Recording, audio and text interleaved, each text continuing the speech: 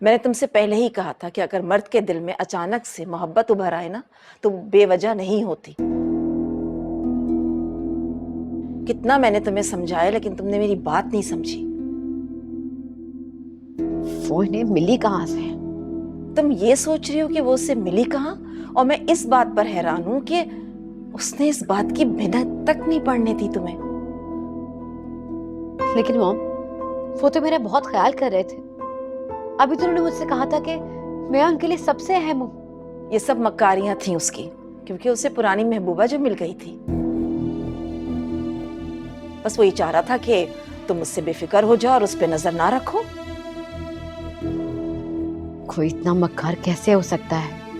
इसी दिन से मैं डरती थी। तुम्हें इतना बड़ा झूठ नहीं बोलना चाहिए था हाजरा। लेकिन वो तो शहर से बाहर चली गई थी। ये जो काम का बहाना कर करके 2-2 दिन के लिए गायब होता था ना, ये उसी के पीछे जाता था। क्या मतलब है? तुम्हारी इतनी बुरी हालत हो गई, अगर वो शहर में होता तो उड़कर ना आ जाता। किसकी बात हो रही है भाई? कौन उड़कर आ जाता? मैं इसे अपने साथ घर ले जा रही हूँ, कुछ दिन मेरे पास रह लेगी। लेकिन खालदा, इस हालत में तो इसे आराम करना चाहिए। यूं सफर करना मुनासिब नहीं है। यहाँ रहकर मेरी कौन सी हालत अच्छी है? बेटा, तुम और तुम्हारा होने वाला बच्चा दोनों मेरी जिम्मेदारी है। आप अपनी औलाद को संभालें। मैं अपने बच्चे का ख्याल रख सकती हूँ। जाए यहाँ से।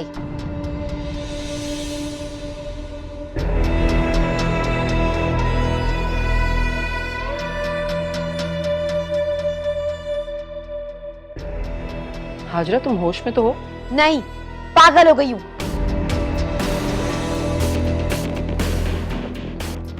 और आपकी इन्हीं बातों की वजह से जब देखो आ जाती है लेक्चर देने के लिए।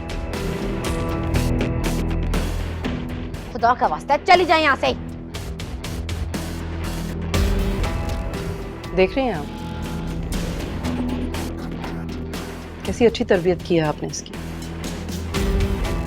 अपने बेटे की तरबियत देखिए, बदकिरदार बेटा। क्या हो गया है हाजरा? काम डाउन, चलो मेरे साथ। तो नहीं मॉम, मैं अब यहां से हरगिज कहीं नहीं जाऊंगी। धोखा तो मैंने माफ कर दिया, लेकिन ये मक्कारी मैं माफ नहीं करूंगी।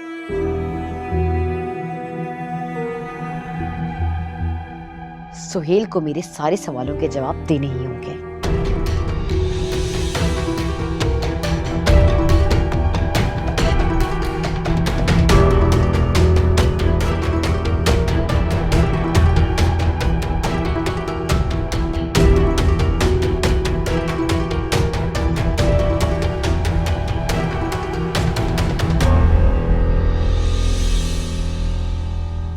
मैं तो कह रही हूँ तुम आज